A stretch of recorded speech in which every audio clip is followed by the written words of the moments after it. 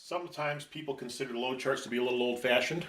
They're very necessary for us, even if you have a crane that has a load moment indicator or a rated capacity limiter, because if you're in a situation where you have a malfunction of your LMI system or you have a problem with the rated capacity limiter, you can go back to your load chart if you're in the middle of a job until such time as you get the system repaired. Also, a great number of older cranes are not equipped with a rated capacity limiter or any sort of an electronic scale.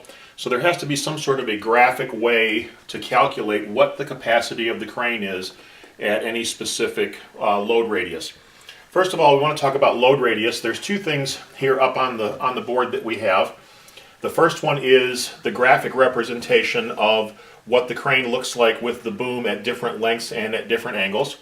And over here is the chart that is used to interpret the graphic representation so that we can calculate the load capacity of the crane. Now, these particular charts that we have on the board here today are from a Broderson IC83F.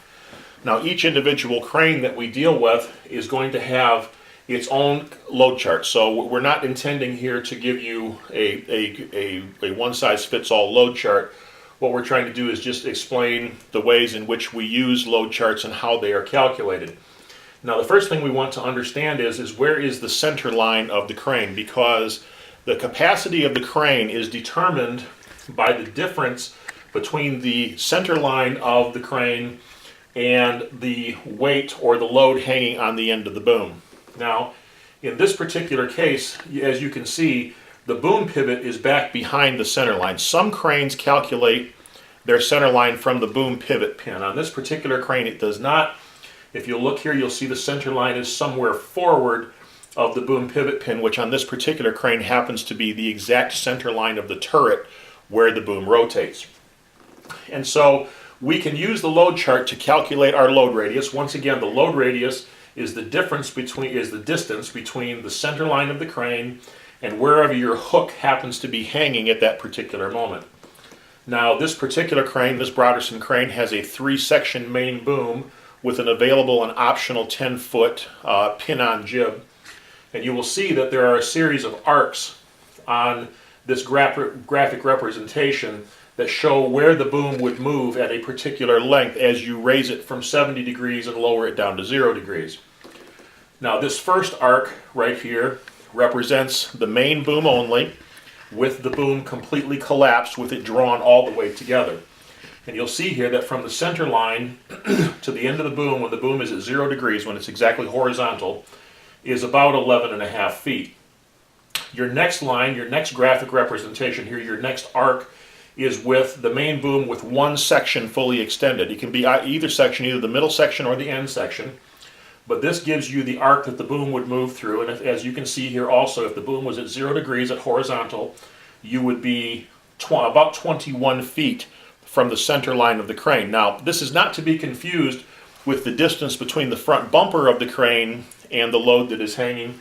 It is, once again, from the center line. So some of your distance, some of your radius is used up from the center line of the crane to wherever the end of the deck of the crane ends. Your third arc that comes here is with the main boom extended all the way with both telescopic sections moved out to the end. And then this final fourth arc is with the jib fitted in place. Now, you'll notice here on this particular picture on the end of it here, the jib is either straight or it is what's called luffed, or it's offset at either it's at 0 degrees here, it's 10 degrees or 15 degrees. And so some cranes are equipped with a luffable jib or with an offsettable jib. Some cranes are not. Most of them, the jibs are fixed and they're held in the 0 degree position. So the first thing that we have to do to be able to calculate the capacity of this crane is we have to know what the load radius is. So, for example, if I had my main boom extended all the way out to its full extension, and I did not have the jib fitted at this time, and I had the boom at the way it is right now at a 30-degree angle, I would calculate and run my finger straight down to the number at the bottom, and I would be at a 26-foot radius. You can see the 26 feet right here. For example, if I had the boom up here at a 45-degree angle, if I moved my finger straight down, I would be at about a 20-foot, 5-inch radius or so. It's just a little bit over 20 feet. If I was to raise the boom all the way to the 70-degree position, and I followed this particular point where the arc intersects 70 degrees, bring it straight down, I would be at about a 9-foot radius. And so the shorter the radius, the higher the capacity of the crane. And so once I have used the load chart to calculate what exactly my load radius is, at that point I can go to the chart and I can determine what my crane capacity is at the particular radius in which I have configured it. Now, on this particular chart, there's a couple of things that we have to understand. The crane is rated in two basic ways. It's rated at a 360-degree rotation, and that is the capacity of the crane, and you can rotate the boom all the way around with that particular load without any concern for overloading the crane.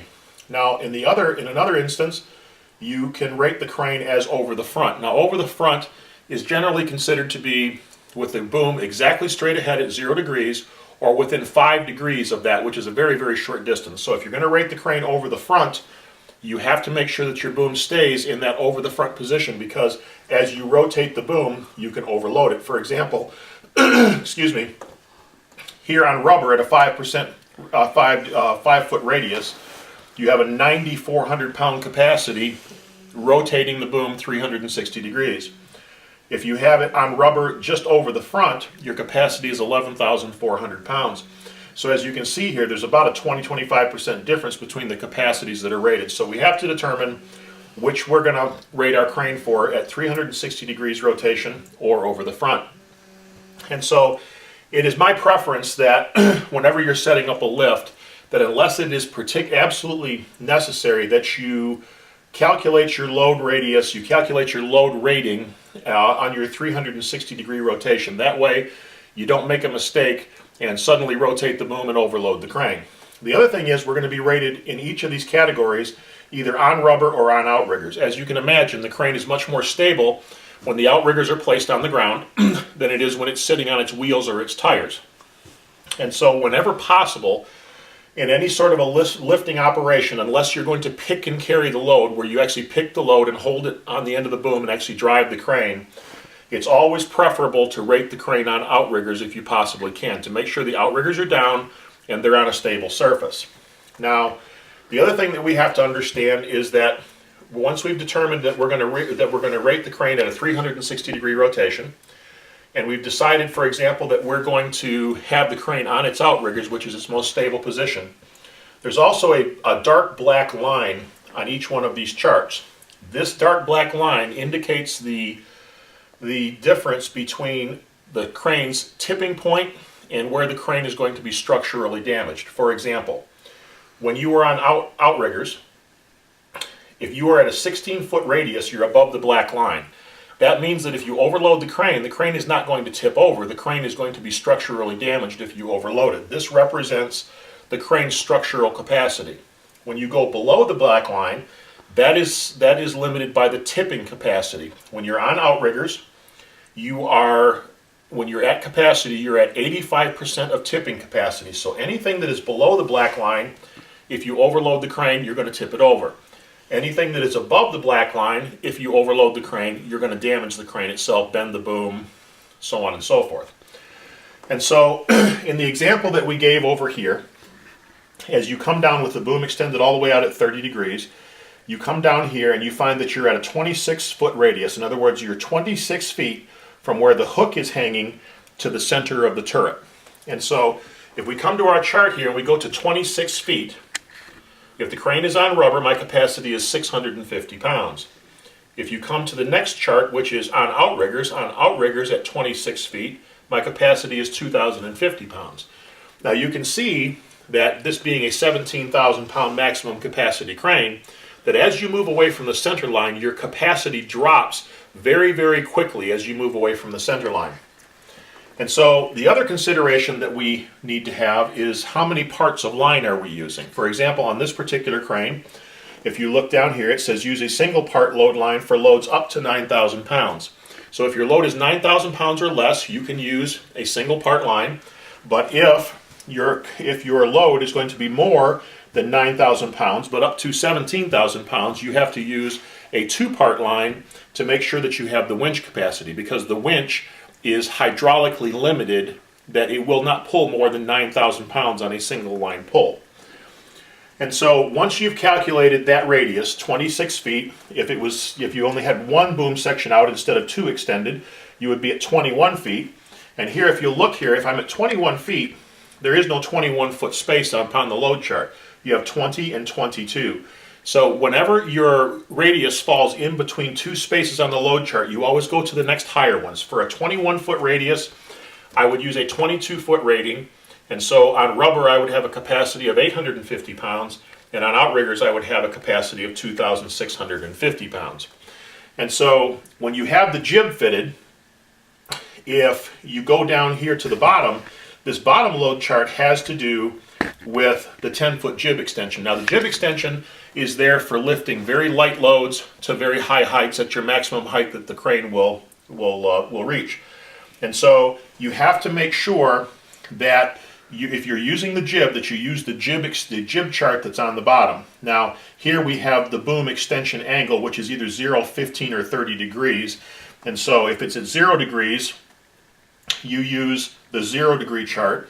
If it's at 15 degrees, you use the 15 degree chart. And if it's at 30 degrees, you use the 30 degree chart. And so in this particular case, most of the cranes that we sell have a non-offsettable jib. And that jib is at 0 degrees. So if I'm using the jib here, I would use the 0 degree boom extension angle. If the boom of the crane is at 0 degrees, this is the angle of the boom of the crane, I have a 2,250 pound capacity. When the boom of the crane's at 30 degrees, this angle here, that you see here at 30 degrees, I have a 2,600 pound capacity. When the boom of the crane is at 45, I have a 3,200 pound capacity, and all the way to the point where your boom is almost standing straight up at 70 degrees, I have a maximum of 7,000 pound capacity. Now, this chart right here just gives you the capacity of the jib itself. Once the jib is fitted, for example, if I had the jib fitted at 30 degrees, I would go here. It's non-offsettable. The jib is at 0 degrees. The boom is at 30 degrees, so my maximum jib capacity is 2,600 pounds. But I would also go over here and I would check my radius, 34 feet. If I go to 34 feet and I come across here on outriggers, the capacity of the crane itself is only 1,400. Now, the jib will hold 2,600, but the crane will hold 1,400. You, of course, always use the lower number. So 1,400 pounds, if you look here at a 34-foot radius on outriggers. Now, one note here, these cranes are equipped to pick and carry. In other words, picking up a load and driving very slowly, a maximum of about 2 miles an hour across even ground. But you never use the jib to pick and carry. Whenever you are picking and carrying, you have to use it on the main boom. You never use the jib to pick and carry. So that's just a basic overview of how a load chart is used.